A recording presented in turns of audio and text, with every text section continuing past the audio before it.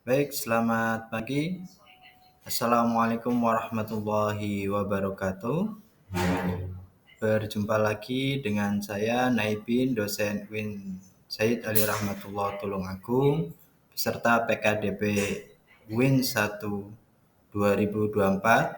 Pada pagi hari ini saya akan menjelaskan tentang tema pertemuan kuliah kita di pertemuan ke-6, yaitu filsafat Islam. Pada hari ini kita akan membahas tentang perkembangan filsafat Islam, yaitu dua perkembangan. Pertama itu perkembangan periode penerjemahan, dan yang kedua itu adalah periode sintesis ataupun pengintegrasian. Dua fase ini menurut saya itu adalah penting diketahui karena bagaimanapun dalam evolusi filsafat Islam adalah periode terletak pada periode penerjemahan dan periode sintesis atau pengintegrasian. Periode-periode ini tidak hanya menandai perkembangan intelektual dunia Islam, tetapi juga memiliki dampak yang signifikan terhadap perkembangan ilmu pengetahuan secara umum. Nah, bisa kita lihat bahwa periode perjemahan itu dimulai awal abad ke-8 di mana ekspansi Islam membawa kontak dengan peradaban Yunani, Romawi, dan Persia. Keingintahuan intelektual mulai muncul dan tumbuh di kalangan cendekiawan Muslim. Periode kedua itu pertengahan abad ke-8 Masehi ketika Khalifah Al-Mansur mendirikan Baitul Hikmah atau rumah kebijaksanaan di Baghdad, yang mana fungsinya adalah menjadi pusat penerjemahan dan studi. Periode ketiga itu adalah abad ke-9 Masehi, di mana ini dikatakan dari beberapa literatur sebagai puncak aktivitas penerjemahan karya-karya Yunani, Persia, India diterjemahkan ke dalam bahasa Persia, ke dalam bahasa Arab, dan yang nantinya akan memperkaya khazanah intelektual Islam. Nah, adapun karakteristik utama periode penerjemahan itu bisa dilihat, yang pertama itu keragaman sumber, di mana penerjemahan tidak terbatas pada satu tradisi filsafat, tetapi ada karya-karya dari Yunani, Persia, India, dan bahkan beberapa teks Mesir kuno diterjemahkan ke dalam bahasa Arab dan Persia, yang mana nantinya ini akan menciptakan sintesis untuk pemikiran dari berbagai eh, ilmu pengetahuan itu berasal. Yang kedua itu bisa dilihat dari metode yang sistematis. Karakteristik kedua ini itu merupakan proses penerjemahan dilakukan dengan sangat teliti dan sistematis, di mana para penerjemah sering bekerja dengan tim, melibatkan ahli bahasa dan ahli subjek, dan memastikan akurasi dan kejelasan terjemahan.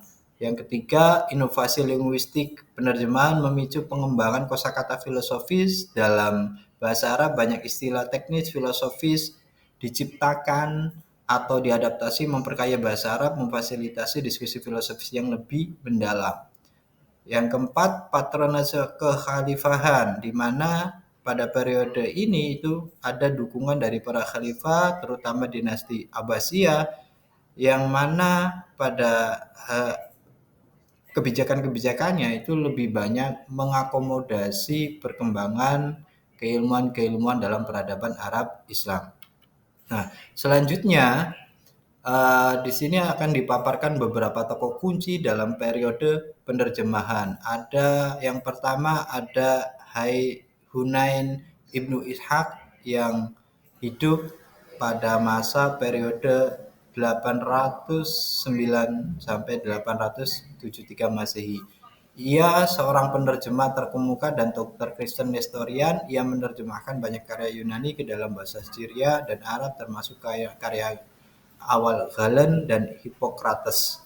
Yang kedua ada Al-Kindi, dikenal sebagai filosof Arab yang satu-satunya filosof yang memiliki keturunan dari Arab, di mana Al-Kindi adalah salah satu perintis, bisa dikatakan perintis filsafat Islam. Ia berperan penting dalam menerjemahkan dan mengadaptasi konsep-konsep filosofis Yunani ke dalam konteks Islam.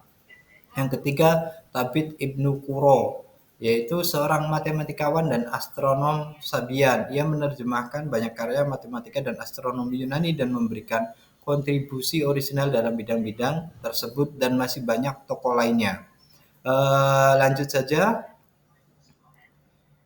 Dampak periode penerjemahan itu memiliki dampak yang sangat signifikan dalam peradaban Arab Islam. Yang pertama adalah pengayaan intelektual, di mana pada periode ini lahir konsep-konsep filosofis dari intelektual Muslim sendiri dan sains, dan munculnya berkembangnya sains dalam Islam, matematika. Yang kedua, adanya sintesis budaya. Dalam hal ini intelektual juga termasuk. Karena apa? Karena perjumpaan dengan Yunani, Persia, India yang kaya akan keragaman keilmuannya, mau tidak mau memaksa bahwa Islam juga belajar dan mengembangkan secara kreatif pemikiran peradaban Islam itu sendiri. Yang ketiga itu adalah pelestarian pengetahuan, itu bisa dilihat dari penerjemahan.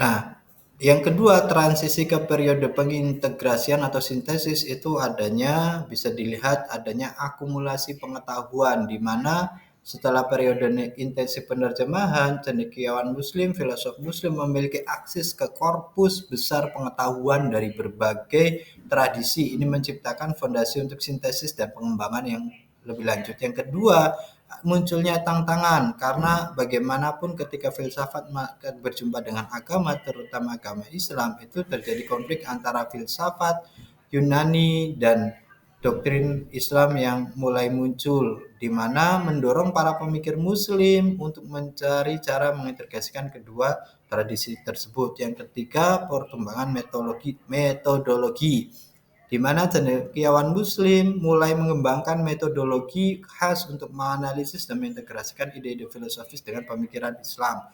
Yang ketiga, awal karya orisinalitas, karena pada tahapan sintesis ini itu muncul menghasilkan karya-karya orisinalitas dari pemikiran Muslim itu sendiri, seperti Ibnu Rus, terus ada Al-Farabi, terus ada Al-Khawarazmi, terus ada Ibnu Tufail, dan semuanya memiliki karya orisinalitas dalam hal bidang pemikiran filsafat itu sendiri, yang mana dalam karya-karya tersebut itu mensintesiskan antara filsafat dan agama.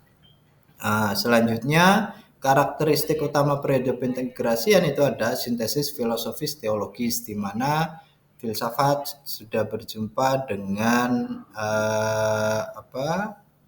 ada keilmuan-keilmuan yang lebih dahulu berkembang dalam Islam, yaitu teologi.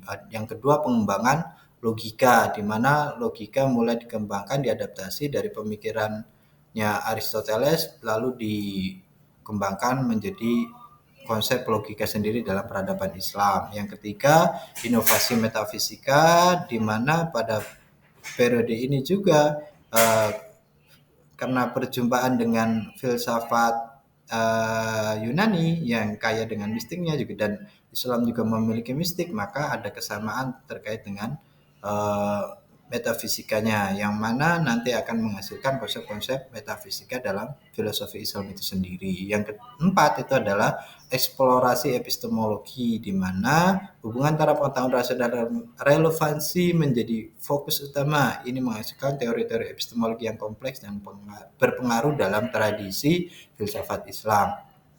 Selanjutnya, warisan, ada beberapa warisan. Yang pertama itu pendidikan, pembentukan kurikulum filosofis di madrasah. Yang kedua itu pengaruh pada universitas-universitas Eropa abad pertengahan, metodologi, pengembangan metode analisis rasional dalam teologi Islam, ataupun berkontribusi dalam dunia barat pada perkembangan skolatisisme yang berkembang setelah periode filsafat Islam. Sains, eksplorasi ilmiah berbasis filosofis, transmisi pengetahuan ilmiah ke Eropa, dan yang terakhir itu adalah pemikiran kritis, di mana mulai kebebasan berpikir dalam tradisi Islam itu membawa stimulus untuk renaissance dan pencerahan. Itu saja dari materi pada pagi hari ini yang dapat saya sampaikan, bisa dipelajari dan didalami. Jangan lupa membawa referensi-referensi yang lainnya. Mari kita berdiskusi. Saya akhiri, wallahul muwaffiq ila aqwamit thoriq. Wassalamualaikum warahmatullahi wabarakatuh.